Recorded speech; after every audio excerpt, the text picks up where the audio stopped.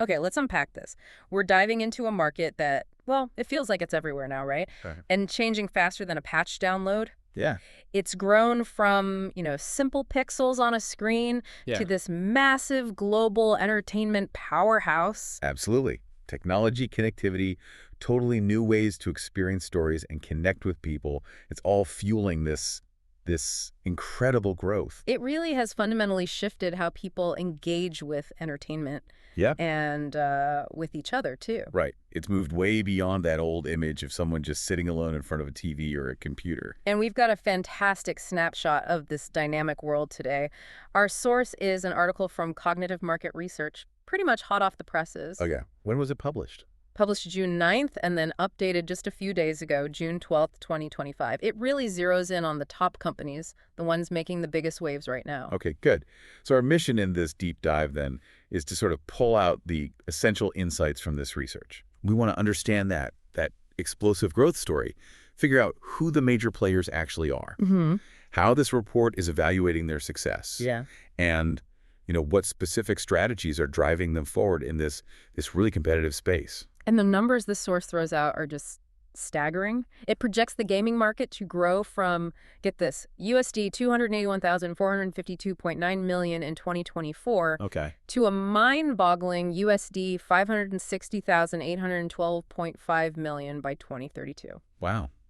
That's effectively doubling the size of the market in less than a decade. Right. The report highlights a compound annual growth rate, a CGR, of 9.00%. 9%. Yeah. That kind of consistent high growth rate really underscores the market's resilience Yeah. and its constant ability to find new ways for player engagement and revenue, too. Sure, from the basic game sale to subscriptions, microtransactions. Exactly, and these broader ecosystems they're building. Okay, so that's the scale of the growth. Huge numbers. But what does the source say is actually driving this? I mean, this kind of expansion doesn't just happen by accident. It certainly doesn't, no. The report points to several kind of interconnected forces. Yeah. One major one is simply the continuous evolution of technology itself. Right. We're seeing these rapid advancements in graphics, making worlds incredibly detailed, more sophisticated storytelling techniques, hyper-realistic game physics, just makes the games, well, richer. Yeah, the jump in just the fidelity and complexity, even in the last 5 years or so, is pretty remarkable. Exactly. And hand in hand with that, the report emphasizes the widespread adoption of smartphones and high-speed internet Yeah. globally. Accessibility. Totally. Yeah. It specifically calls this out as crucial for unlocking growth in emerging economies.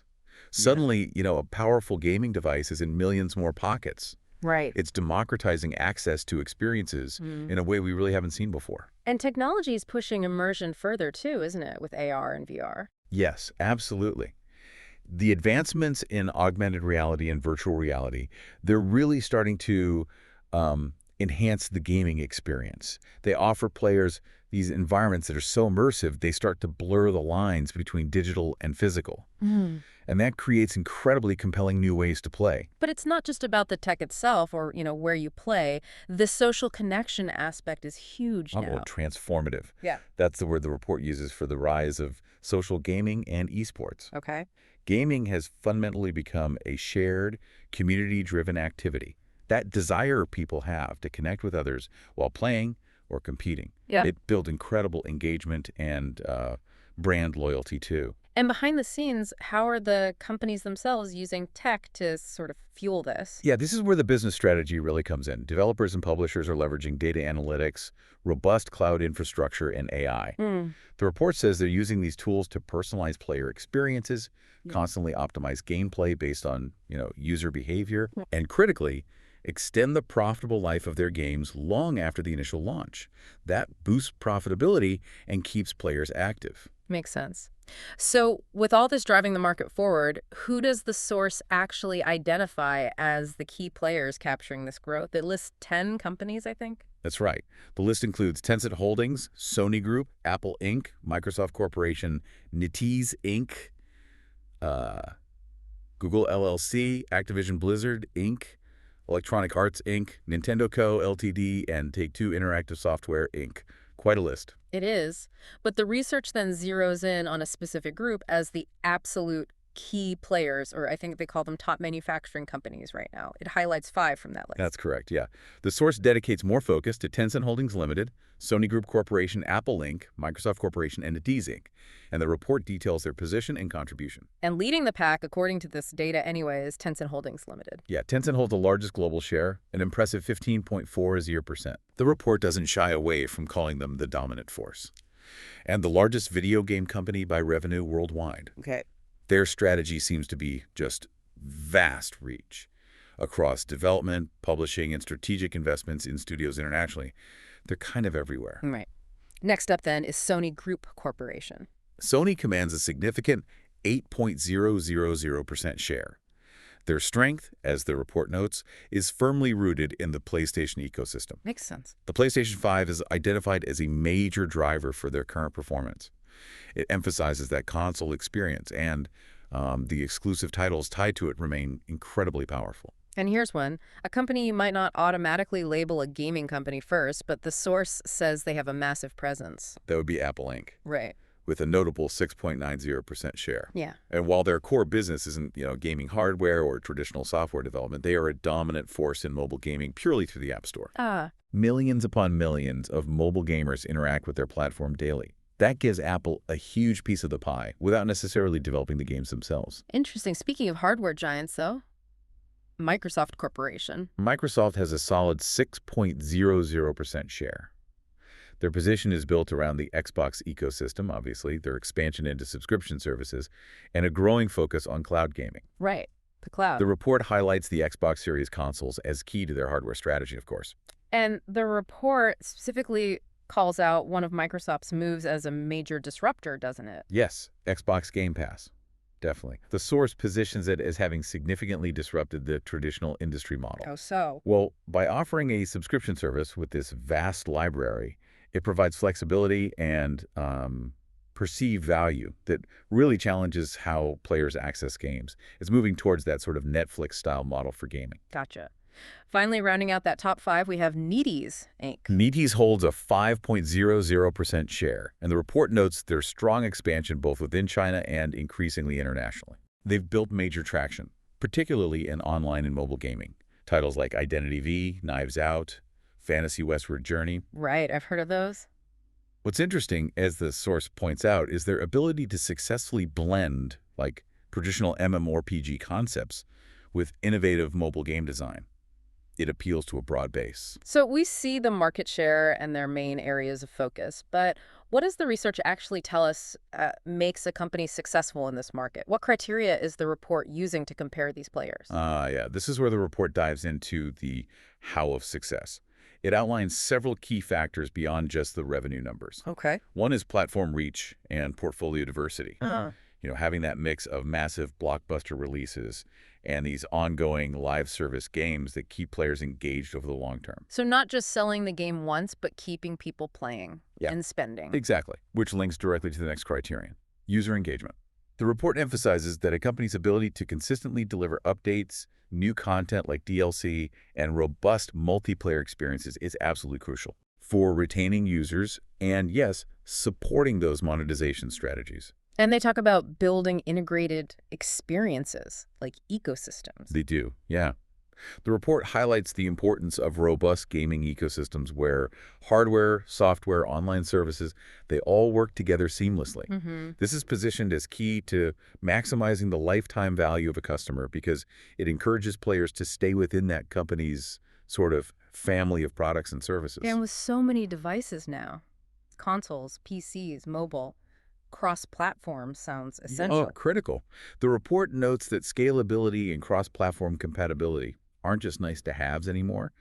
Gamers expect seamless transitions between devices, with things like cloud saves following them.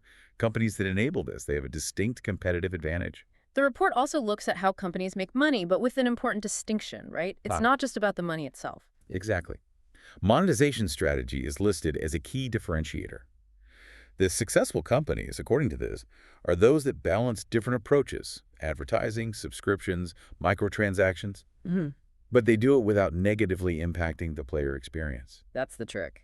Getting that balance right is vital for maintaining trust and, well, long-term success, according to the report. What else rounds out their evaluation framework? There were a few more things. Let's see. Security, community moderation, customer support, those are highlighted, which makes sense, especially in connected games where player trust and safety are paramount. Sure.